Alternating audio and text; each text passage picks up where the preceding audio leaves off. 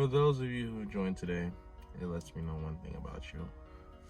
You're just as messy as the motherfuckers I'm funking with. And it ain't even no real funk, but it was a little rough patch in the hay, so I'm gonna explain it because it's been being asked to me so much. So why not? Let's get to the bottom of it.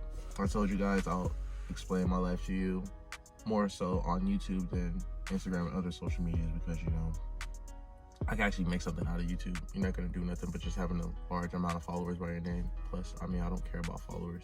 A lot of people that follow me don't even know me personally, and mainly for, you know, my car. But they don't know me for who I am, and that's what you guys are gonna do. So y'all gonna have to one up or keep it lit. All right, let's get this story started. That's my disclaimer right here. I am not promoting drugs. This is my personal preference. It is legal now, so I mean, to each his own. Smoke a little bit of weed. All right, let's get to the bottom of this. So, first question I've been getting asked a lot was, how come I moved from the Bay Area? But now that I'm out of it, I don't miss it. You know, I'm kind of away from everything that was going on in the Bay Area, and I no longer want anything to do with it. So, with that being said, let's keep pushing forward. Okay, so this all originally started with, you know, my grandma passing away. Everything was under her name. I was just living with her. After she's gone, there's really not much I can do because my name was never down on the house or anything. So that's just the way things work, unfortunately. It's sad, and, you know, it lit a fire under my ass really quick to have to figure out what I was going to do, where I was going to go, finding new jobs, putting my hobbies aside and everything. But, you know, that's what happened. But, you know, I'm in a way better environment now, and it's relieving because, you know, I actually couldn't talk to people, just random people on the street, without them side-eyeing and me mugging you. Like, people in the Bay Area, is something literally wrong with them. It took for me to get out of there to see it. I don't know if that makes sense, but it's something wrong with the Bay Area. It always has been. Not like talking down on it or anything, but going other places and then looking back at the Bay Area, you'll see what I mean. Because it's like, it's such a crab in a bucket mindset for everyone. Like, it's, if they see you doing better than someone or them, they kind of like act funny towards you or fall back off you. And, you know, it should be the other way. Like, you know, you see someone doing good and you're close to them, support it, help them get out. You know, meanwhile, while we're paying celebrities to go to like concerts and all that type of shit, keeping them rich, but you got someone that's right next to you who could be just as big as them one day. But yeah, that's pretty much summing it up why I left the Bay. It was kind of like going backwards to see like what these real rent prices are. You know, if I could find somewhere to live comfortably, it would not be out here for the amount of money that they're charging. Why is it so high? And it's like, this city isn't even safe. Like, I gotta worry about, I've had 4 Hondas stolen from me in front of my own house. So it's like, I can't even leave my car outside parked without worrying about that getting broken into. And you guys want all this money? Like, can it be a little bit more safer around this city before y'all charging people out the pocket like that? But, you know, I don't make the rules, so I just left. Just got out of there. I feel great about it. I'm all good for those of you concerned and, you know, worrying about your boy, but, you know, I'm doing good. You know, I'm just taking it a day at a time. I have to find a new job. Since I was working through a contractor, I couldn't directly transfer. I had to just, you know, go with the flow, find a new company, and just go under them. But yeah, other than that, let's get to what you guys are really here for. So, oh shit. It was a lot that went down between, I'm not even gonna say no names, you know, but if you know, you know. There was a lot of tension that had went through one of my members from my group and another group of local people that we usually just, like, I wouldn't even really more so say hang out with. Like, you know, if they were around, we'd, you know, keep it respectful all the time. You know, we went to drift events with them, we run into them at car meets, all type of stuff. So I wouldn't call them like, you know, how I am with my friends, but, you know, let's just say acquaintances. They were more good acquaintance than bad. I never really had to worry about them doing anything behind our backs or nothing like that. Like, you know, we know them, they know us. It was just like that. But, you know, an altercation that happened between the 2 members, you know, me being who I am, always trying to keep the peace between everybody, realized that that wasn't really such a good idea this time around. So, long story short, those 2 get into it over social media, and, you know, I reach out to one of the mutuals on that side, like, you know, he said, she said, it's not important. And, you know, after me doing that, feel like I was being the bigger person, talking to someone that was actually a part of the altercation, he seemed like everything was cool, and I was like, all right, you know, we're gonna fall back and leave it at that. Everything should be going back to normal. But then like a lot of people from his friend group started acting mad funny towards me, and it was like, well, I didn't even do anything. What y'all acting like that towards me for? So when they started doing that to me, it was like, one, I didn't even have anything to do with it. So for y'all to start like acting like that towards me, it kind of like, yo, what's up? Made me raise a few eyebrows or whatever. I was just trying to keep peace still, you know. I reached out to the other guy again, like, you know, so-and-so is acting like this and that. And he's like, you know, I'll reach out to them. They kept on saying for me to keep stuff off social media, but I was just like, what did I put on social media besides what I talk about that goes on in my everyday life and like rants I'll make and shit like this? Like, I have all right to voice my opinion, and if you're following me and you see that I do that a lot and you don't like it, unfollow me. It could all be so simple. Simple as that. Just because you lose a follower on Instagram does not mean the friendship ends. But to some people, they don't think like that. They think if you unfollow them, it's something behind it and it has to be a reason. Like, no, I just simply don't like what you post no more. They couldn't unfollow me, kept it at that, but you know, they try to make me out as a social media monster, like I just like always negative and always talking mess to people, and I'm not even like that, you know. But moving along, so now this was on my birthday, November 14th. My boy, he's the only names I'm gonna drop because he's my people. My boy Arthur, shout out to my boy Arthur, he just had a birthday, gang. And Omar, they pulled up on me for my birthday. He was kicking it or whatever, and they was telling me about some rumors that was going on with my name in it. Now, mind you, I have been out of the Bay Area almost a full month now, so you know, everybody that I had little altercations or problems with, I squashed it. I deleted everything that had their name in it. I blocked all of them just to get them out my vision, you know. Blocking them was probably the best thing I did, and I should have did it a long time ago. Ooh, that's that stuff. Okay, where was I at? The birthday. Omar's telling me so-and-so told them a rumor with my name in it. And this rumor, it stood out to me because I don't care about what nobody has to say about me, whether it's personal, about my car, anything. I don't care what nobody has to say about me. Do not tie my name to anything theft related. I am not a thief. I've never stole anything in my life. Everything I got, I worked hard for myself.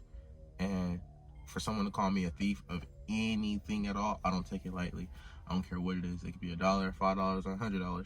It could be some taillights, for example. That's what we're talking about, by the way. But let me get into that.